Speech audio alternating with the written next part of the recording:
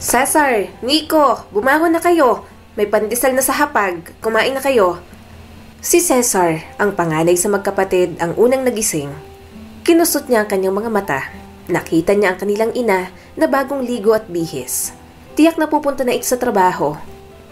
Bumangon agad siya at nilinis ang kanyang higaan. Sa edad na 9 taon, kahit paano, marunong na naman siya sa gawaing bahay. Marahang niyugyug ni Cesar ang kanyang kapatid. Nico, gising na. Umaga na. Umalis ka na dyan. Linisin na natin ang higaan mo. Tumayo naman agad si Nico at tinulungan na siyang maglinis. 6 na taong gulang pa lang ang kanyang kapatid. Pero dahil lagi silang naiiwan mag-isa sa bahay na yon, natuto silang gumawa ng mga gawaing bahay. Tumingin sa kanila si Miriam, ang kanilang ina, pagkatapos mag-ipit ng buhok. Sige mga anak, kumain na muna kayo ng almusal. Pagpunta nilang magkapatid sa lamesa, may pandesal na nga roon. Nagluluto na rin ng itlog ang kanilang ina. Kumuha na sila ng tig-isang pandesal. Kuya, penging kape! Nagmamadaling sabi ng kanyang kapatid na si Nico. Kinuha ni Cesar ang termos. Oo, saglit lang. Galit ka na naman agad. Kung ikaw kaya. Mag-ingat kayo dyan, baka mapaso na naman kayo. Sabi naman ni Miriam.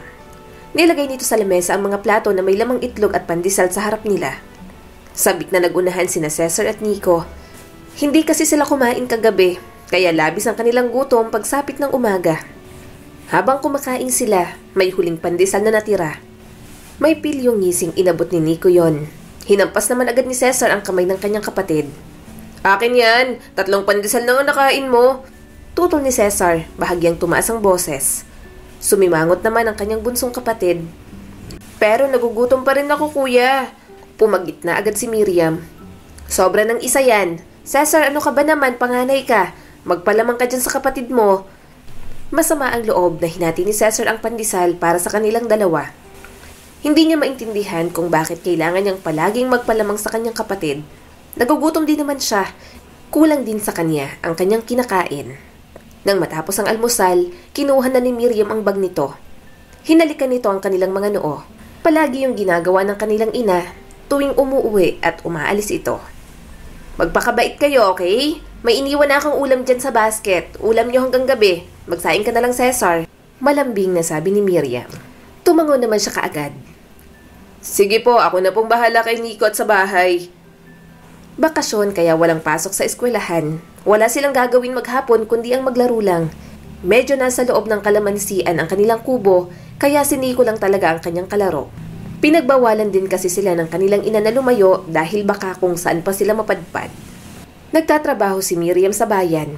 30 minutes ang layo mula sa kanila, kaya malayo at gabi na rin talaga nakakauwi ang kanilang ina. Wala rin naman silang tatay dahil sumakabilang bahay na. Sumama na sa kabit nito. Tiningnan silang mabuti ni Miriam. Kayo lang ang naiiwang mag-isa dito palagi. Sana wag na kayong palaging mag-away. Isa't isa na lang ang magiging kakampi ninyo. Cesar, maliit pang kapatid mo, kaya dapat matuto kang magpaubaya. At ikaw naman, Nico, wag kang masyadong pasaway. Makinig ka sa kuya Cesar mo. Sorry po, nanay. Mataimtim na sabi ni Cesar. Ngumiti lang si Miriam at niyakap ang dalawa. Napangiti si Cesar. Gustong-gusto niya kapag niyayakap sila ng kanilang ina. Mas madalas silang pagalitan, pero dahil naman makukulit sila. Pero alam niyang mahal na mahal sila ni Miriam. Nagagawin ito ang lahat para sa kanilang magkapatid. Si Cesar ang naguhugas ng pinggan, habang si Nico naman ay naglalaro ng mga laruan nito sa labas. Ganoon sila palagi kapag walang pasok. Wala rin naman silang TV sa loob ng bahay, kaya inaaliw na lang nila ang kanilang mga sarili sa paglilinis at paglalaro. Nang matapos, sumunod na siya sa kanyang kapatid para maglaro. Pareho silang nakasuot ng luma at may mga butas na damit. Palaging abala ang kanilang ina, kaya wala ng oras para matahi kung may sira. Abala na si Cesar sa paglalaro nang biglang inagaw ni Nico ang kanyang laruan. Hoy Nico, laruan ko yan. Bakit mo ba kinukuha sa akin? Ang salbahe mo talaga. Hindi ako salbahe. Isusumbong kita kay nanay. Nagtatampong sabi pa ni Nico. Napailing si Cesar. Pagagalitan tayo pareho. Kapag umuuwi siya at pagod, mainit ang ulo niya. Pareho tayong mapapalo kasi pasaway ka. Biglang nagseryoso ang kanyang kapatid. Nasaan ba si nanay, kuya? Bakit lagi siyang wala? Nagpatuloy si Cesar sa paglalaro. Nasa trabaho siya. Masipag si nanay Nico. Isa siyang street sweeper. Naglilinis siya ng mga kalye kaya palaging malinis ang kalsada. Nalilito pa ang kanyang kapatid. Bakit kailangan niyang linisin ng mga kalsada? Di naman siya ron nakatira. Sandaling nag-isip si Cesar. Kasi nga, trabaho niya yon. Babayaran siya kapag nagwalis siya sa kalsada. Bakit? Kapag nagwalis ba siya rito sa bahay, babayaran ba siya? Binabayaran sila ron kaya may pagkain tayo.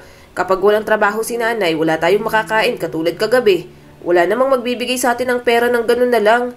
Kailangan, palaging may kapalit. Yun palagi ang sinasabi ni nanay. Tumingin sa kanya si Nico. Wala palang taong mabait kasi lahat naghihintay ng kapalit. Nagkibit balikat na lang si Cesar. Wala naman silang nakakasalamuha bukod sa school nila.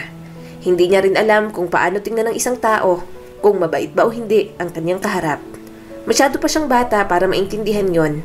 Naririnig sa iba, pero hindi lubos na mauunawaan. Basta ang alam ko, mabait ang nanay natin. Tinutulungan niyang maging malinis ang kapaligiran.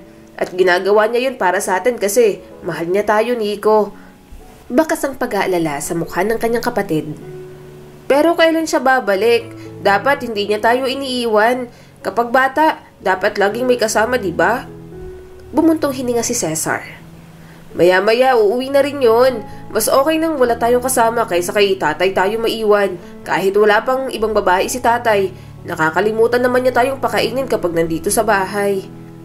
Nung kasama pa nila ang kanilang ama, kapag nagtatrabaho ang nanay nila, mas lalo silang napapabayaan. Kaya nga sa murang edad ni Cesar, natuto na siya.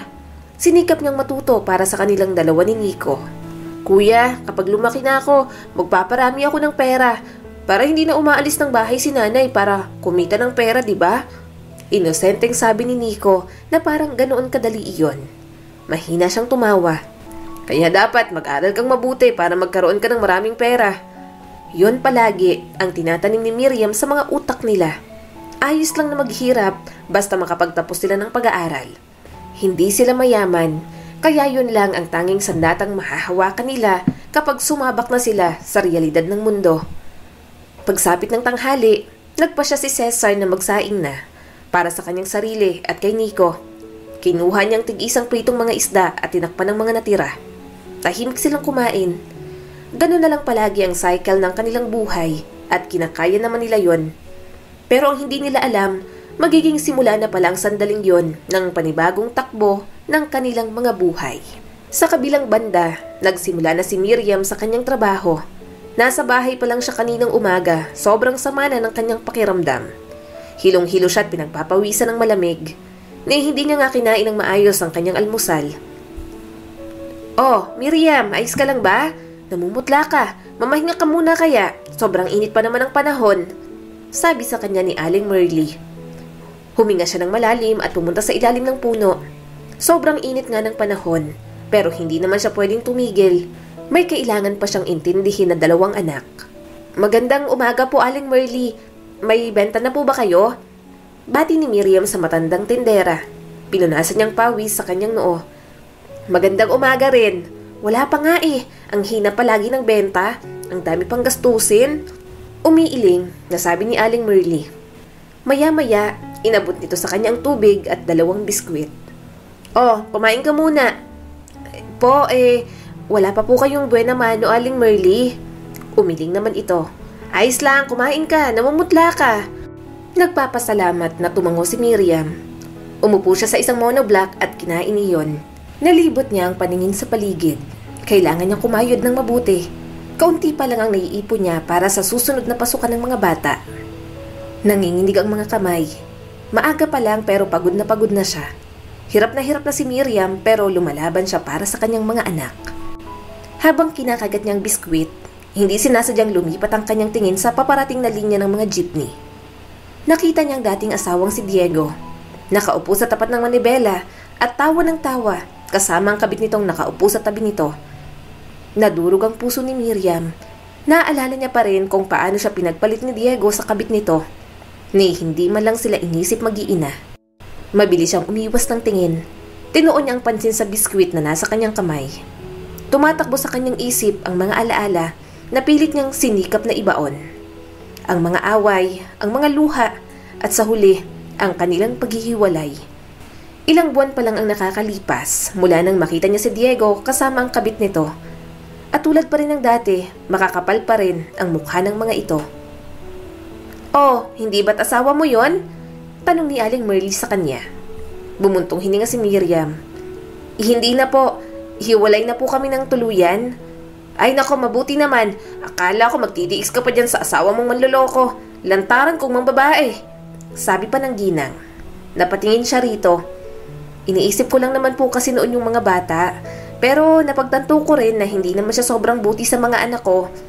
Doon na rin naman po ako nagising.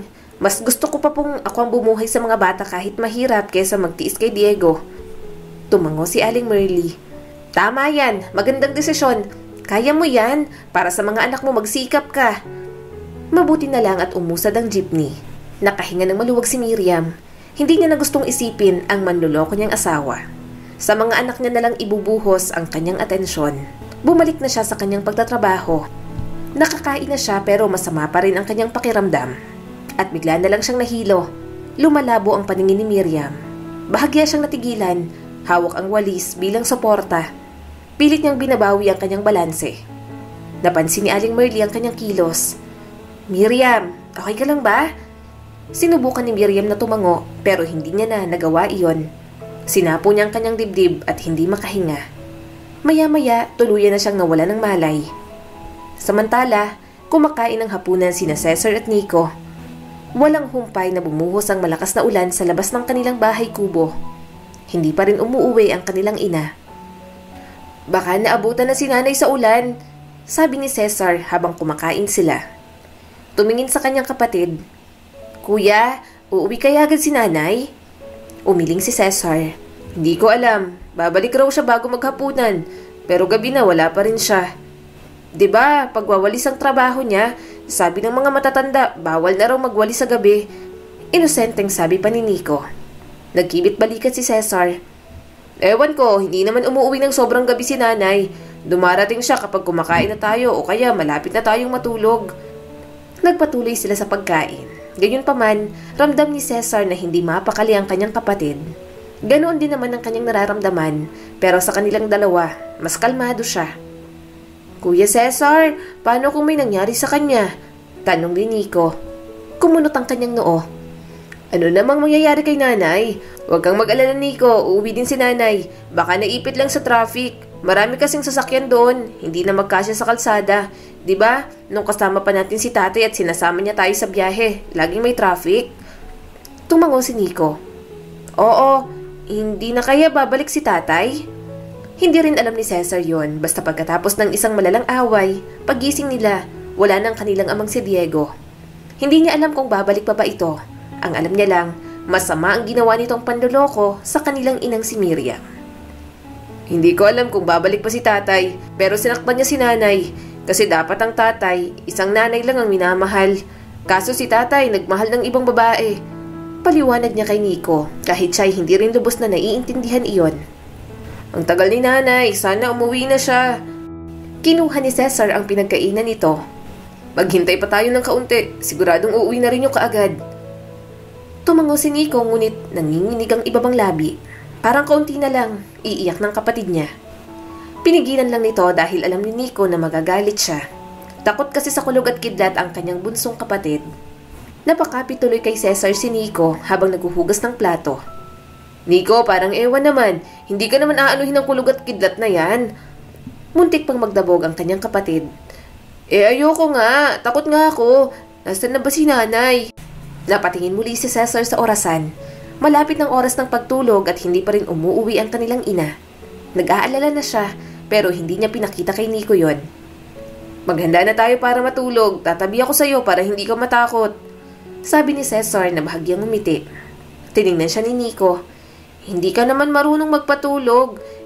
Hindi mo naman ako pipikpikan at kakantahan." Napasimango tuloy siya. "Malaki ka na, dapat natutulog ka na lang ng sayo." Pagkatapos niyang maghugas ng mga pinggan, naghanda na sila para sa pagtulog. Lumakas ang bagyo sa labas. Humahampas ang hangin sa bahay nila. Tumunog ang malakas na kulog, dahilan para magulat si Nico at ibaon ang mukha sa unan. Nilapitan ni Cesar ang kapatid. "Okay lang yan, matulog ka na, hindi kita iiwan." Nakatulog na naman silang pareho.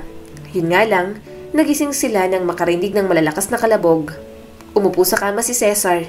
Tiningala ang bubong nilang nililipad na ng hangin. Malakas na umiyak ang kanyang kapatid. "Kuya! Kuya! Nandito ako! Saglit lang!" Sigaw niya sa kanyang kapatid. Hindi na mapakali si Nico. "Kuya Cesar, anong nangyayari?" Pinilit niyang maging kalmado. "Akong bahala, Nico. Manatili ka lang sa higaan natin." Napapit lang si Cesar nang malakas na namang kumidlat. Narinig niya ang malakas na iyak ni Nico. Hindi niya alam kung ano ang kanyang gagawin. "Kuya, ang bubong natin! Nawalan ang bubong natin! Anong gagawin natin? Wala si nanay sa bahay!" Balisang sabi sa kanya ni Nico. Sinubukan ni Cesar na manatiling matatag. "Magiging okay din, Nico. Huwag kang matakot." Naghanap si Cesar ng trapal na pwede niyang pangbalot sa kanilang mga sarili. Sa gitna ng bahay, nakaupo lang sila at iyak ng iyak. Pinagkakasya nilang mga sarili nila doon. Hindi naman tipong babahain, pero mahina ang pundasyon ng kanilang bahay, kaya madaling nadala ng hangin. "Kuya, nasa na ba si nanay? Natatakot na ako." Umiiyak na sabi ni Nico. Hindi nila alam kung saan sila hihingi ng tulong. Malayo pa ang mga bahay doon. Wala rin silang kilala kahit sino dahil bagong lipat lang naman sila sa lugar na yon. Mas lalo niyang niyakap ang kapatid. "Tahan na, uuwi rin yung si nanay." Habang lumalalim ang gabi, inabot sila ng pagod. Basang-basa ang kanilang mga damit sa loob ng bahay. Nilipad ng hangin ang kanilang bubong at sirang-sira ang mga haligi. Hindi niya alam kung matatawag pa ba yung bahay. "Kuya, anong gagawin natin? Saan tayo pupunta?" Tanong ni Nico sa kanya. Umiling si Cesar. "Hindi ko rin alam." Huminga ng malalim si Nico. "Alam mo ba kung saan nagtatrabaho si nanay? Malapit lang yun sa dati nating bahay, di ba? Puntahan kaya natin siya." Napatingin siya sa kanyang kapatid. "Paano natin gagawin yon? Alam ko, sumakay ng jeep si nanay. Wala tayong pera papunta ron. Kaya mo bang maglakad?" Sa pagtango pa lang ni Nico, umusad na agad sila. Mga bata pa sila noon, walang kamuwang-muwang sa mga ginagawang desisyon. Wala rin naman silang kahit na sinong alam na pwede nilang lapitan doon. Tumila ng ulan at madaling araw na. Wala silang takot na naglakad kahit wala pang masyadong tao silang nakikita. Nang makakita sila ng maraming sasakyan, alam ni Cesar na nasa bayan na sila. Sumikat na rin ang araw. Habang hawak ang kamay ni Nico, tiningnan niya ang mga dumaraang jeep. Binabasa niya ang mga ruta kung saan pupunta ang mga yon. "Kuya!" Napalingon agad siya kay Nico. "Bakit?" Nanlaki ang mga mata niya nang makita itong namumutlat hinang-hina. Doon niya napagtantong nilalagnat ito. Masama rin ang pakiramdam ni Cesar, pero sa kanilang dalawa, mas mabilis tamaan ng sakit si Nico. "Teka, umupo muna tayo ron." Inakay niyang kanyang kapatid. "Dito ka muna, hahanap ako ng tulong." Tumango naman si Nico. Wala pang masyadong bukas na mga tindahan. Kaunti pa lang din naman ang tao. Maya-maya may nakita silang ginang na nagbubukas ng tindahan. "Ate, tulong po," natatarantang sabi ni Cesar. Nagulat naman agad ito. "Nakakagulat kang bata ka. Ano ba yon?" "May lagnat po ang kapatid ko. Pakiusap po, tulungan niyo po kami." Pagmamakaawa niya rito. Halata namang naguguluhan ng ginang pero sumunod na rin. Nang makarating sila kay Nico, nanginginig na sa lamig ang kanyang kapatid. "Ay, Diyos ko! Ang taas ng lagnat ng kapatid mo! Ang liliit niyo pa, katatapos lang ng ulan kagabi ah! Bakit kayo nandito? Nasaan ang mga magulang ninyo?" Tanong ng ginang at walang arteng binuhat si Nico kahit medyo mabigat ito. Sumunod naman agad si Cesar. Pinasok ng babae si Nico sa bahay nito kaya sumunod agad siya. Inihiga nito sa sofa si Nico. Naging abala ang ginang sa pagkuha ng mga kailangan. Maya-maya ay lumabas ang isang lalaki. Mukhang asawa niya yata ito. "Sino tong mga batang to, Janice?" Tanong ng lalaki. Sumagot naman si Ate Janice. "Malamang mga bata. Nilalagnat yung isa. Tinutulungan ko lang. Huwag mo akong simulan, Teo, ang aga-aga. Ikaw na magbukas ng tindahan doon." Sumunod naman ang asawa ni Ate Janice. Pinaningkitan siya nito ng mga mata. Napaatras naman si Cesar para bigyan ito ng daan sa may pintuan. Maya-maya, may iniabot si Ate Janice ng mga damit sa kanya. "Pasensya na, medyo malalaki yan. Sa akin kasi ang mga damit na yan. Wala naman kaming anak ni Teo. Magbanlaw at magbihis ka muna. Bihisan mo rin yung kapatid mo. Mamaya ko na kayo kakausapin kapag naasikaso ko na tong kapatid mo. Ano nga palang pangalan mo?" Sumagot naman siya kaagad. Ako po si Cesar. Siya naman po si Nico. Salamat po sa pagtulong kahit hindi niyo naman po kami kilala. Tumango naman ang ginang. Ako si Janice. Ayos lang yon. Saka mukha kayong hindi mga palaboy. Mukha naman kayong maayos na mga bata. Sige, mag-asikaso ka muna ng sarili mo. Mamaya na tayo magkwentuhan para matulungan ko kayo ng kapatid mo. Ginawa na nga si Cesar ang sinabi ni Ate Janice sa kanya. Pagkatapos magbihis, pinakain siya nito ng almusal. Kumakain man siya, panay naman ang tingin niya sa kanyang kapatid na nanginginig pa rin sa lamig. Cesar, ano bang nangyari sa inyo? Tanong ni Ate Janice habang pinupunasan si Nico. Nilunok niya muna ang kanyang kinakain. Hahanapin po namin ang nanay namin. Kagabi pa po siyang hindi umuwi. Nasira rin po ang bahay kubo namin dahil sa lakas ng ulan at hangin kahapon. Napalingon sa kanya si Ate Janice. Wala man lang iniwang matanda sa inyo at ang lalakas ng loob ninyo para hanapin ang nanay ninyo. Pero wala kayong dalang kahit ano? Hindi man lang ba kayo humingi ng tulong sa mga kapitbahay ninyo? Umiling si Cesar. Wala po kaming kilala sa amin. Medyo gubat po din yung bahay namin kaya wala po kami masyadong kapitbahay. Kalilipat lang din po namin doon kasi ng babae po si tatay. Wala po kong maiwan sa amin dahil kailangan magtrabaho ni nanay para may makain po kami. Tumayo si Ate Janice at dinagdagan pa ang kanyang pagkain. Ano bang trabaho ng nanay ninyo? Street sweeper po siya sa kabilang bayan. Miriam po ang pangalan niya. Dapat umuwi na po siya kagabi pero hanggang ngayon hindi pa rin po siya umuwi. Paliwanag ni Cesar. Huminga ng malalim si Ate Janice. O siya, sige hahanapin natin ang nanay ninyo. Ang alam ko kasi, binaha sa kabilang bayan. Mababa kasi ang lugar na yon. Baka hindi nakauwi ang nanay ninyo kasi naipit sa baha. Sa ngayon dito muna kayo habang hindi pa magaling ang kapatid mo. Kawawa naman. Saglit at lalabas ako, bibili ako ng gamot ninyo. Tingnan mo, isa ka rin, ubo ka ng ubo at bahing ng bahing. Bahagya namang gumaan ang kanyang kalooban. Salamat po Ate Janice. Humalakhak naman ang ginang. Minsan lang akong maging mabait, ubusin niyo na yung pagkain niyo. Kahit paano nawala ang pangamba ni Cesar. Sa batang katulad niya, mas ligtas ang pakiramdam kapag may matandang nagdedesisyon para sa kanila ni Nico. Kapag iniiwan siya ni Miriam palagi sa bahay, binibili na ng kung ano-ano, gusto niyang magreklamo. Gusto niyang sabihin hindi niya kayang gawin yon, na natatakot din naman siya at bata rin siya katulad ni Nico. Nakaupo sa tabi ng sofa si Cesar. Dahan-dahan niyang pinunasan ng basang telang noon ni Nico. Ginaya niya lang kung ano ang ginawa ni Ate Janice sa kanyang kapatid.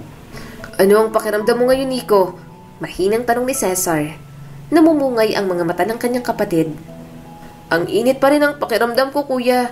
Nasaan tayo? Kaninong bahay to? Nandito ba si nanay? Umiling si Cesar.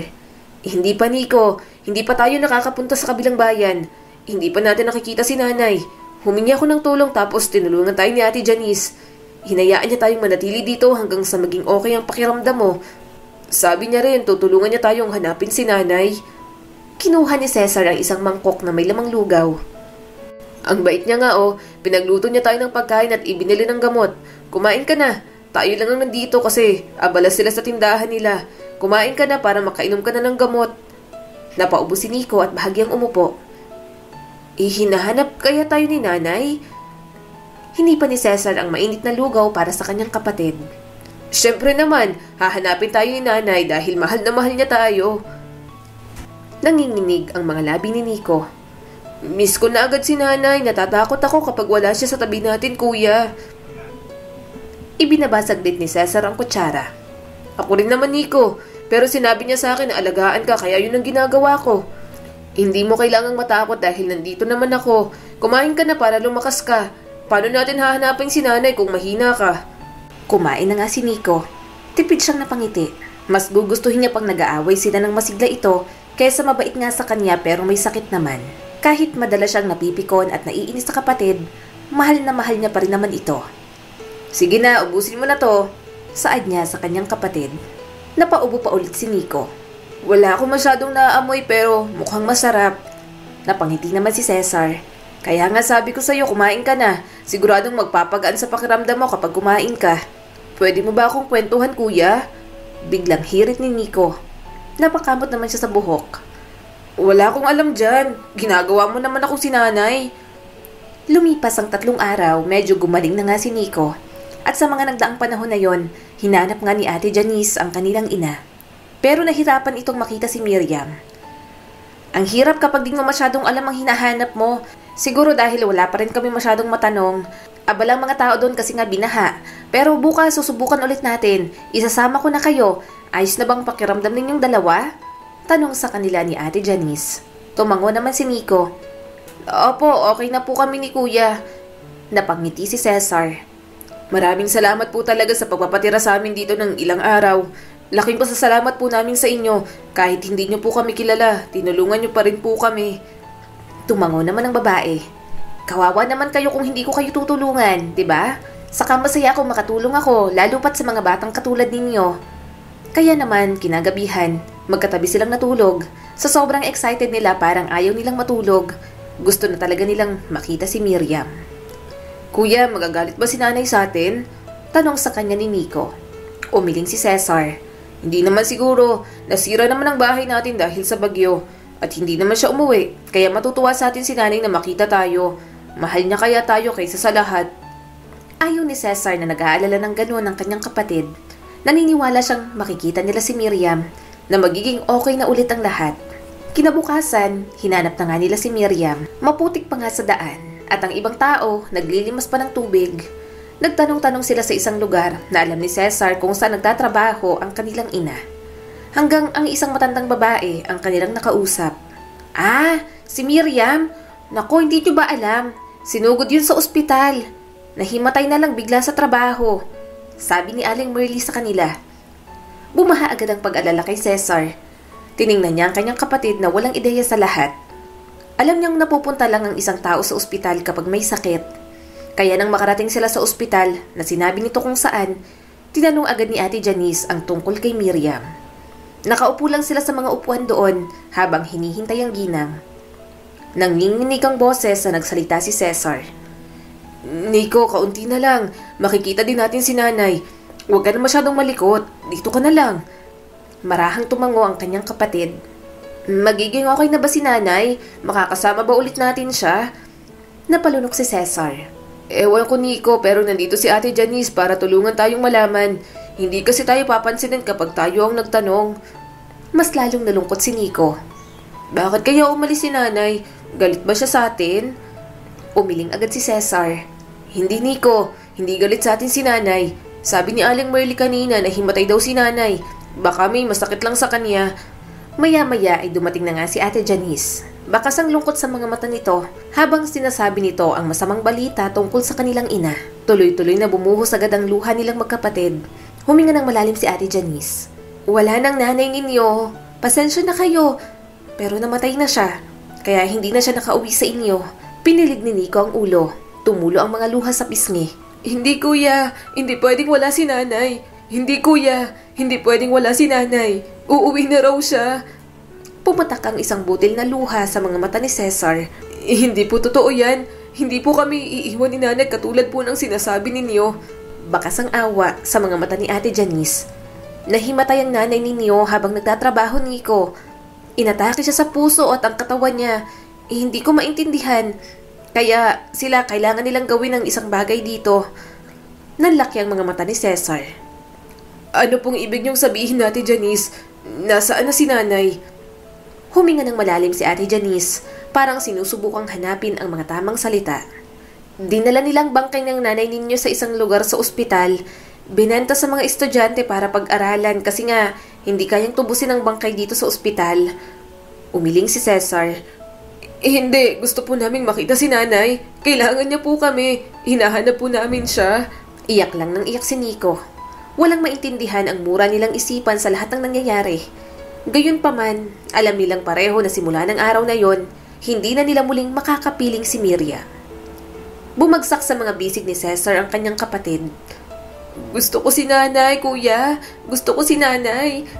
Pumatak din ang luha ni Cesar. Alam ko, Nico. Gusto ko rin siyang makasama ulit. Hindi na makahinga ang kanyang kapatid sa labis na pag-iyak. Bakit nangyari yun? Bakit kailangan pag umalis ni nanay? Nilapitan sila ni Ate Janice at niyakap. Minsan nangyayari ang mga bagay na hindi natin maipaliwanag, Cesar, Nico.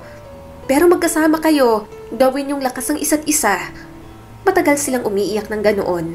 Pareho silang tulala ni Nico. Bata pa lang sila at mahirap mawala ng isang ina na siyang tanging nagbibigay ng kalinga sa kanila. Hindi ako makapaniwala na napakawalang puso mo, Teo. Nawala ng nanay ang mga batang yon. Kailangan nila tayo. Kaya siguro hindi tayo binigyan ng Diyos ng anak kasi alam na ganyan ka.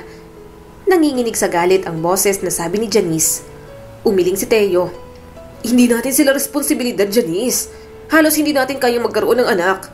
Pabigat lang ang mga yan at hindi natin kakayanin.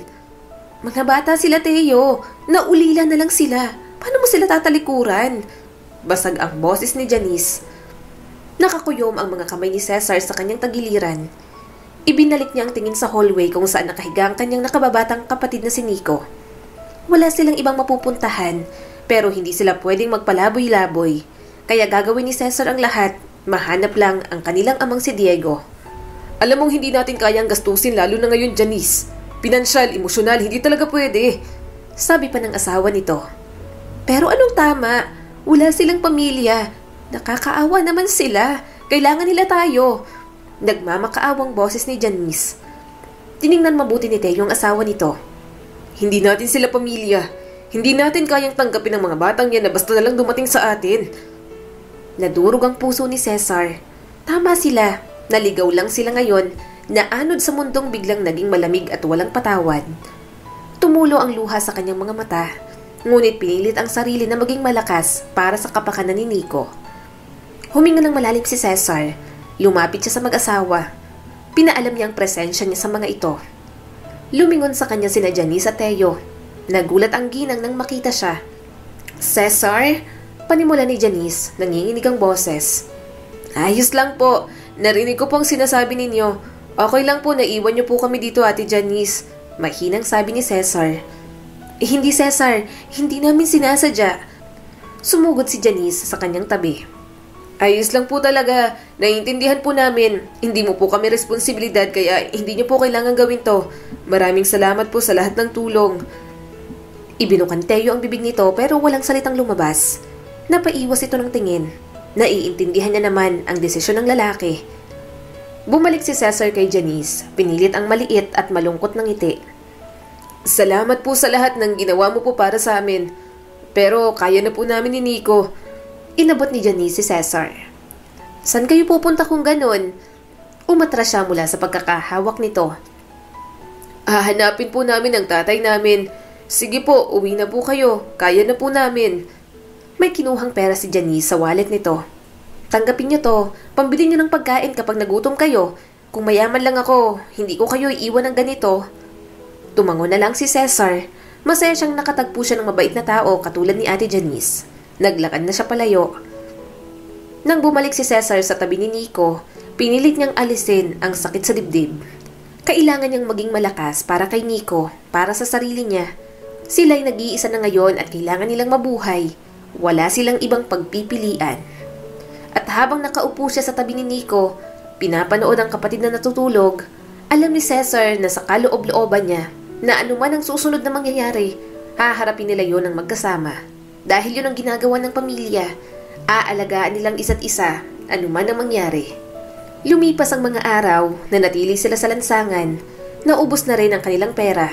Gustuhin man nilang bumalik sa dating bahay, alam naman nilang wala na silang babalikan doon. Nasira na ng bagyo ang kanilang tahanan. Isang mainit na hapon, napadpad sila sa isang palengke. Narinig niyang kumakalamang tiyan ni Nico. Pareho na silang gutom. Nadurog ang puso ni Cesar habang pinagmamasdan ang mataong mga stall sa palengke. Wala siyang maibibigay kay Nico. Wala na silang pera. Kuya, gutom na ako, sabi ng kanyang kapatid. Hintayin mo ako rito, Nico. Babalik ako mamaya. May determinasyon na nakaukit sa kanyang mukha. Pumasok siya sa palengke. Desperado na siyang maghanap ng anumang pagkakataon upang makakuha ng pagkain. Napako ang kanyang mga mata sa isang tendero ng prutas at walang pag-aalin. Napako ang kanyang mga mata sa isang tendero ng prutas at walang pag-aalinlangang lumapit dito. Manong, may magagawa ba ako kapalit ng pagkain? Pwede niyo po ba akong pagtrabahuhin? Saad niya sa lalaki. Tumaas ang mga kilay nito. Ha? Anong magagawa mo? Ang bata mo pa. pero nagpumilit siya. Sige na po, gutom lang po kasi ang kapatid ko kaya kung may magagawa po ako at mababayaran niyo ako sa kahit anong paraan, ayos lang po sa akin. Pinag-isipang sandali yun ng tendero bago tumango. Dinala siya nito sa loob at pinagbuhat siya ng mga kahong may lamang mansanas. Sige, yan na lang ang gawin mo. Mas mabuti pang ganyan kaysa magnakaw ka. Sabi pa ng tendero sa kanya. Hindi nag-atubili si Cesar. Nilagay niya ang kanyang sarili sa gawain. Nahihirapan ang kanyang kalamnan habang itinataas ang mga kahon. Tumutulo ang pawis sa kanyang noo, ngunit pinilit niya pa rin. Hindi siya pwedeng bumalik ng walang dala. Gutom na naghihintay si Nico sa gilid ng palengke. Nang matapos, inabot sa kanya ng tendero ang isang plastik ng mga mansanas, isang plastik na may mga tinapay, at isang malaking bottled water. Yan lang ang maibibigay ko sa inyong magkapatid. Masungit na sabi nito, ngunit bakas ang simpatya sa mga mata. Salamat po, sobra-sobra na po ito. Pasasalamat na sagot ni Cesar. Nagmamadali siyang bumalik sa kanyang kapatid. Ngunit nang malapit na siya, ang takot ay bumalot sa puso ni Cesar. Wala si Nico kung saan ito iniwan. Nico! Pagtawag niya sa kanyang kapatid. At pagkatapos, nakita niya ito.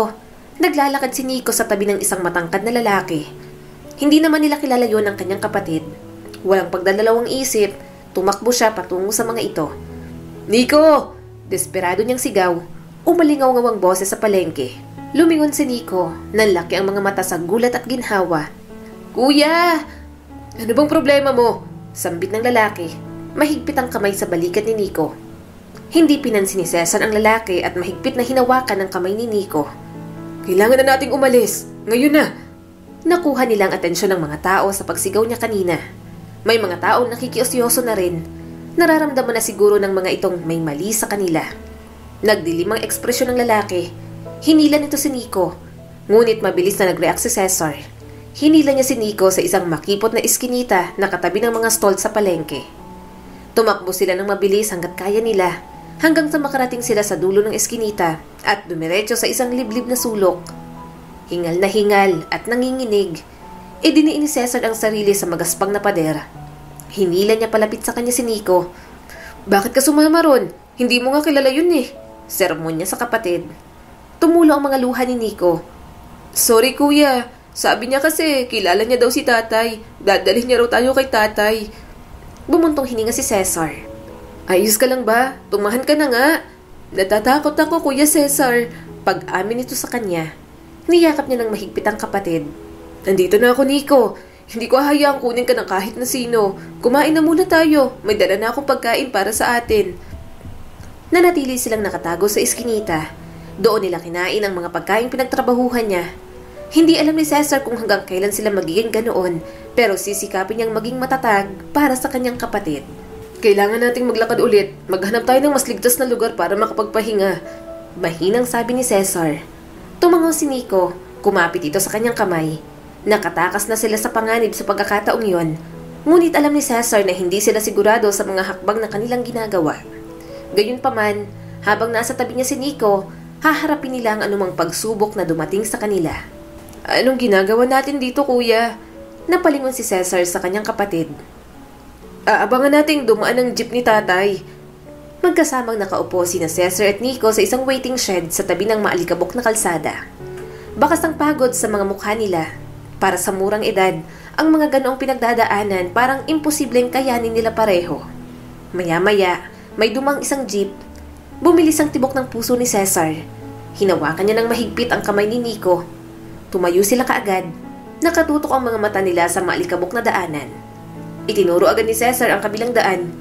Nico, tignan mo, yun ang jeep ni tatay, hindi ba? Kunot ang noon ng laki ang mga mata ni Nico. Oh, kuya! Tara na, Nico, kailangan natin siyang maabutan. Nanlaki ang mga mata ni Cesar nang makita ang kanilang ama sa likod ng manibela ng jeep. Nabuhay agad ang pag-asa sa kanila. Nang walang pag-aalinlangan, hinawakan ni Cesar ang kamay ni Nico at tumakbo sila palabas sa kalsada. Tatay! Tatay! Desperadong sigaw nila habang mabilis na tumatakbo. Bumagal ang paghinto ng jeep nang makilala ng kanilang ama. Baka sa mukha ang gulat at hindi makapaniwala. Bumaba ng jeep ang kanilang ama. Nanginginig ang mga kamay nito habang nakatitig sa kanilang dalawa. Umawang ang bibig ni Diego. Cesar? Nico? Kayo ba talaga yan? Bakit ang dudumi ninyo? Lumandas ang mga luha sa kanyang mukha. Tatay, hinanap ka po namin kung saan-saan. Tatay! Halos mabilaukan na si Nico sa mga hikbi nito. Tatay, ilang araw na kaming natutulog sa kalsada. Naglalakad. Nanay, hindi umuwi. Si nanay kasi patay na siya. At ang bahay, wala na tatay. May malakas na hangin tapos malakas na ulan. Kumislap ang mga luha sa mga mata nito. Patawarin niyo ako, Cesar, Nico. Patawarin niyo kung wala ako sa tabi ninyo. Alam ni Cesar na maraming pagkukulang ang kanilang ama. Hindi ito perpekto, hindi rin ito kayang higitan ang pagmamahal ng kanilang ina. Pero kailangan nila ng masasandalan. Wala na silang mapupuntahan. Hindi kaya ng kanilang murang isipan ang manirahan sa lansangan. Tiningala ni Nico ang kanilang ama. Uuwi na po ba tayo, tatay? Tumango naman agad ito. Oo, uuwi na tayo. Sa wakas, sabay na sumakay sa jeep silang mag-aama. Pakiramdam ni Cesar, doon lang siya nakapagpahinga ng lubos. Tiningnan niya ang kanyang kapatid na si Nico. Bata lang siya pero parang ang hirap mapagod kung kailangan niya ring intindihin ang kanyang kapatid. Tatay, napakaraming tao ang nakilala namin sa daan. Tinulungan po nila kami pero may muntik na rin pong kumuha sa akin. Hindi po natuloy kasi nakuha po agad ako ni kuya. Pagbibida ni Nico sa kanilang ama. Sumulyap ang kanilang ama sa kanya. Alam kong alagaan mo si Nico. Magaling kang kuya. Pasensya na talaga kayo. Hindi ko alam na wala na si Miriam. Bumuntong hininga na lang si Cesar. At habang ang jeep ay umaandar, isinandal ni Cesar ang kanyang ulo sa upuan. Nakaramdam siya ng matinding kaginhawahan at pasasalamat. At sa wakas, nagkaroon naman kahit paano ng kapanatagan ng kanyang puso. Pero mukhang saglit lang iyon dahil mukhang aagawin din iyon sa kanilang magkapatid. Hinawakan ni Cesar ang kamay ni Nico ng mahigpit. Hindi mo dapat dinala dito ang mga yan. Hindi to makatarungan sa amin, Diego. Halos wala na tayong sapat na espasyo tulad nito. At paano pa tong baby natin, ha? Makikihati pa ang mga anak mo kay Miriam? Sabi ng matinis na boses ng bagong asawa ng kanilang ama. Matatag na sumagot si Diego. Mga anak ko rin sila, Karen. Nawalan sila ng ina, tahanan sa bagyo. Wala na silang ibang mapupuntahan. Hindi ko sila pwedeng pabayaan. Nagpalaboy-laboy na nga sila sa kalsada kahahanap sa akin. Palagi silang magpapaalala ng nakaraan mo, Diego. Nagsisimula na tayo dapat ng bago. Bumuo ng ating sariling pamilya. Ngayon, kailangan ko silang pakisamahan? Akala ko baka kalimutan mo ng pamilya mong una para sa amin ni Jane. Pakli ni Karen, may bahid ng frustration sa boses. Napabuntong hininga si Cesar. Napatingin siya sa nakasaradong pinto ng sala kung saan nag-uusap ang ama't si Karen. Tumabi palalo sa kanyang nakababatang kapatid na si Nico. Dilat ang mga mata nito at hindi sigurado sa mga nangyayari. Naramdaman din siguro nito ang tensyon, ngunit hindi lubos na nauunawaan dahil bata pa sila. Kailangan nila ako, Karen. Mga bata pa lang sila. Hindi ko sila kayang talikuran lalo na ngayong walang inang mag-aalaga sa kanila. Giit ni Diego. Nagmamakaawa ang tono.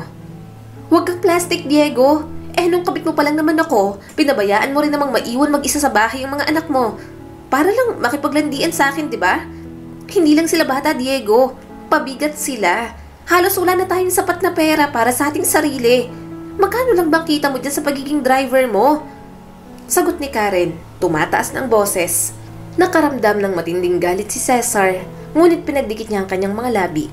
Pinigilan niya ang mga emosyong nagbabantang lumabas. Nasasaktan siya sa kanyang mga naririnig. Nandito na sila, Karen. Kailangan kong gawin to. Hindi ako mabuting ama. Hindi rin ako magpapaka-impokrito. Pero kailangan ng mga anak ko ng matutuluyan. Kung problema mong gastusin, doble kayo ng gagawin ko. Bumaba ang tingin ni Cesar kay Nico. Nakatingin ito sa kanya na may pagtatanong sa mga mata. Pinisil niya ang balikat ng kanyang kapatid. Tahimik siyang nangangakong poprotektahan ito. Ano man ang mangyari, siya ang mananatiling kakampi ng kanyang kapatid. Huminga ng malalim si Cesar. Pinatibay niya ang sarili na harapin ang realidad ng kanilang sitwasyon. Mga hindi gustong panauhin sila sa bahay na yon. Hindi yun makatarungan, ngunit alam ni Cesar na wala silang pagpipilian. Kailangan nilang gawin ang lahat. Bata pa sila at para sa kapakanan ni Nico, titiisin niya muna ang lahat. Sa pananatili nila roon, mas lalo nilang naramdamang ayaw ni Karen na nandoon sila. Hindi ito nasisiyahan sa kanilang presensya at hindi rin naman pipilitin ni Cesar na ipagsiksikan ang kanilang mga sarili. Pumasok si Karen sa kusina. Nanliliit ang mga mata habang pinagmamasdan ng eksenang nasa harapan nito. Napakakalat ng bahay at sa kanila palagi pinapalinis yon. Bakit ang tagal niyo dyan? Kanina ko pa sinabi yan ah. Baka naman inunan niyo pang paglalaro. Naiinis na sabi ni Karen sa kanila. Katatapos lang po naming maglaba, kaya ngayon pa lang po kami maglilinis. Nauutal na sabi ni Cesar. Napairap si Karen. Ang babagal niyong kumilos at tingnan niyo nga ang sahig na to. Ang kalat pa. Kapag nadulas din ang baby ko, lagot kayo sa akin. Nakagat ni Nico ang labi. Nangingilid ang luha sa mga mata nito. Marahang umiling si Cesar. Hindi nito kailangang umiyak dahil nandoon naman siya kahit anong mangyari. Dinot-dot ni Karen ang kanilang mga sentido. Hindi kayo nandito para magpakasaya. Tumulong kayo rito. Hindi libre ang pagtira nyo rito. Porke anak kayo ni Diego? Sa bahay na to, ako pa rin ang masusunod. Nababanas ako sa inyo? Kamukha niyong nanay ninyong pangit at walang kwenta? Kumuyom ang mga kamao ni Cesar. Hindi po walang kwenta ang nanay namin. Anong sinabi mo? Abat sumasagot ka pa? Kinuha ni Karen ang walis tambo at pinagpapalo sa kanila. Iyak nang iyak si Nico, samantalang siya naman pinipigilan ang kanyang emosyon. Kahit patayin pa siya ron, hindi niya babawiin ang kanyang sinabi. Mahal na mahal nila si Miriam at hindi siya papayag na tawagin lang ng kung sino ang kanilang ina ng ganoon. Binigyan sila ng mga tungkulin na hindi naman nila hiningi. Patuloy sila sa bahay na yon na parang utang pa nila ang lahat ng yon. Ngayong wala na si Miriam, alam ni Cesar na magiging mas mahirap ang buhay nilang magkapatid. Maswerte kayo at pinilit ang tatay nyo na dalhin kayo rito. Pero hindi kayo mga buhay prinsipe sa pamamahay ko. Pagtatrabahuhan nyo ang pagpapatira namin sa inyo at mga pagkain nilalamon ninyo. Patuloy pa na sabi ni Karen. Nakaramdam ng matinding pag-iingat si Cesar para kay Nico.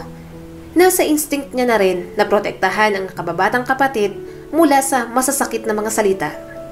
Alam niyang wala pa silang kakayahang baguhin ang kanilang mga kalagayan sa ngayon. Nang hindi na marinig si Karen, niyakap ni Cesar si Nico. Ayos lang Nico, tahan na. Huwag ka nang umiyak. Tumango si Nico sa balikat ni Cesar. Miss ko na si nanay, kuya. Miss ko na rin siya, Nico, pero magkasama tayo. Malalampasan natin to. Pangako, hindi kita iiwan kahit anong mangyari. Marahang sabi ni Cesar sa kaniyang kapatid.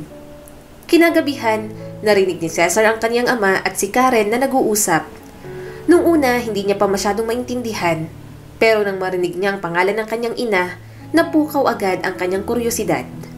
Ngunit habang pilit siyang nakikinig, nagsimulang mabunyag ang katotohanan ng hindi niya dapat marinig. Naiinis na talaga ako sa iyo, Diego. Ayaw ko ng mga batang yan dito. Reklamo ni Karen sa kanilang ama. Bumuntong hininga naman si Diego. Mga anak ko naman ang mga yon kahit papano. Saka ako nang bahala, diba? Saka gusto mo ng pera. Legal na asawa pa rin ako ni Miriam. Akin na yung lupa, pera yun kapag nabenta ko.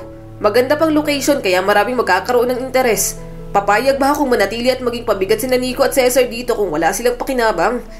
Isa pa, nauutusan mo nga. Hindi na lang kita sinasaway para hindi ka na laging nagagalit dyan. Naiinis ako kasi kamukha nilang nanay nila. Bulalas pa ni Karen. Bakas ang iritasyon sa boses ni Diego. Ikaw talagang babae ka. Patay na nga si Miriam, di ba? Muntik pa akong magastusan. Ako pang magpapaburol hindi ko naman asawa. Kaya mas ayos na rin na ipinagbili sa mga estudyante. Sa akin pa ipapaklaim, di ako pang gumastos. Napakuyom ang mga kamay ni Cesar. Bumabaon ang kanyang mga kuko sa kanyang mga palad. Tumulo ang kanyang mga luha. Sobrang sama ng kanyang kalooban. Kung matanda na siya, hindi niya pababayaan ng ganoon ang kanyang ina. Sa tabi niya, gumalaw si Nico sa pagtulog. Sinulya pa ni Cesar ang kanyang nakababatang kapatid. Muling nadudurog ang kanyang puso. Parang kahit saan sila magpunta, walang ligtas na lugar para sa kanila. Nanay namin yon, bulong ni Cesar sa sarili. Maya-maya nagising si Nico. Kuya? Huminga ng malalim si Cesar. Hindi tayo pwedeng magtiwala kay tatay. Kailangan nating umalis dito. Nanlaki ang mga mata ni Nico. Pero saan tayo pupunta, kuya? Wala na tayong ibang pupuntahan. Alam niyang hindi pa naiintindihan ni Nico ang lahat. Pero ipapaintindi niya rito kapag malaki na ito. Hindi niya maaatim na manatili sa isang bahay kasamang makasariling mga tao. Napalunok si Cesar. Hindi pa sa ngayon pero gagawin natin sa tamang panahon. Magtatapos ako ng pag-aaral, makakakuha ng trabaho at hahanap tayo ng sarili nating lugar. Aalis tayo rito. Pangako ko yan sa'yo. Niyakap ng mahigpit ni Cesar si Nico. Bata pa lang sila pero lalaban siya para sa maayos na buhay para sa kanilang magkapatid. Kakayanin niya lahat para kay Nico. Pero sa mga plano ni Cesar talagang may hahadlang. Hindi sila pinag-aral na magkapatid. Inasahan niya na yon pero hindi siya susuko. Pwede po bang sa susunod pera na po ang iaabot niyo sa akin, Manong Carlos? Tanong ni Cesar sa lalaking dating tumulong sa kanila. Kumunot ang noo nito. Bakit naman? Ayaw mo na sa pagkain? Huminga ng malalim si Cesar. Kailangan ko po kasi ng pera kapag pumasok po kami ng kapatid ko. Bibili po kami ng mga gamit para sa amin. Kumunot ang noo nito. Ha? Bakit ikaw? Nasaan ba ang mga magulang ninyo? Wala na po si nanay. Tapos hindi na po kami kayang pag-aralin ni tatay. May ibang pamilya na po siya. Pag-amin ni Cesar. Nagtanong pa ito kung ano-ano tungkol sa kanilang buhay. Sinagot niya naman agad. Sa wakas, pumayag na rin ito. Habang lumalaki, iniikot niyang palengking yon. Kung ano-anong trabaho ang kanyang pinasok. Naging tindero, kargador, driver, tagagawa ng wrapper, tagakayod ng buko at kung ano-ano. Mapaaral lang nila ang kanilang mga sarili. Pero hindi naging madali yon. Lagi pa siya nag-aalala kay Nico kapag naiiwan ito sa bahay. Gayunpaman, pareho silang mapagtiis. Nico, pwede ba kitang makausap? Nag-aalinlangang sabi ni Cesar sa kapatid. Tumunghay mula sa pag-aaral si Nico. Anong meron kuya? Mukhang seryoso ka. May problema ba? Huminga ng malalim si Cesar. Ang dami kong iniisip tungkol sa college. Alam mo namang criminology ang kukunin ko, di ba? May mga training pa yun. Nagtatrabaho ako ng part-time para makaipon para sa tuition at gastusin. Pero, na-realize ko na hindi pala sapat. Magiging mas mahirap kaysa sa inaakala ko. Parehong sa oras at pera. Tahimik na nakinig si Nico sa kanya. Pareho silang nahihirapan at nagsusumikap para mabuhay. Para tuloy na guilty si Cesar, nagpatuloy siya. Parang hindi ko kayang suportahan tayong dalawa gaya ng plinano natin. Kailangan ko mag-focus sa aking pag-aaral. At nangangahulugan yun na maaaring kailangan ko ng mas maraming oras at mas maraming suportang pinansyal. Naiintindihan ko kuya, ang dami mo nang nagawa. Ako naman ngayon, titigil muna ako sa pag-aaral. Sabi ni Nico sa kanya. Nanlambot ang mga mata ni Cesar. Nico, hindi mo kailangang... Itinaas ni Nico ang isang kamay. Hindi, makinig ka kuya. Gusto kong gawin to. Hahanap ako ng trabaho. Mag-iipon ng kahit anong makakaya ko at tutulungan kita habang nasa kolehiyo ka. Lagi ka naman nandyan para sa akin simula mga bata pa lang tayo. Saka na lang ulit ako mag-aaral pagkatapos mo. Nangilid ang mga luha ni Cesar. Hindi mo alam kung gaano to kahalaga sa akin, Nico. Pero sigurado ka ba? Mahirap tong gagawin natin. Pero pangako ko sa'yo kapag naging pulis na ako, ikaw naman ang pag-aaralin ko. Hindi mo na ako maghahanap ng asawa hanggang hindi ka na nakakapagtapos sa pag-aaral. Natawa naman si Nico. Para namang nakonsensya ako bigla. Paano yan? Gusto kong maging doktor, di matagal kang walang love life? Isang maliit na ngiti ang sumilay sa gilid ng mga labi ni Cesar. Bahala na, kaya natin yan. Ayusin muna natin ang mga buhay natin bago maghanap ng mga babaeng makakasama natin hanggang pagtanda. Saglit na natahimik ang magkapatid. Ang gaan ang pakiramdam nila. Sa tahimik na kusina, nakatagpo sila ng bagong lakas sa isa't isa. Salamat, Nico. Hindi talaga kita ipagpapalit bilang kapatid ko. Nakangiting sabi ni Cesar. Ngumisi naman si Nico. At hindi rin ako hihiling ng ibang kuya bukod sa'yo. Pero syempre, mas pogi ako sa'yo. Pareho silang natawa. Hindi siya makapaniwalang lalaki sila ng ganoon. Magkasama pa rin sila at ginagawang sandalan ng isa't isa.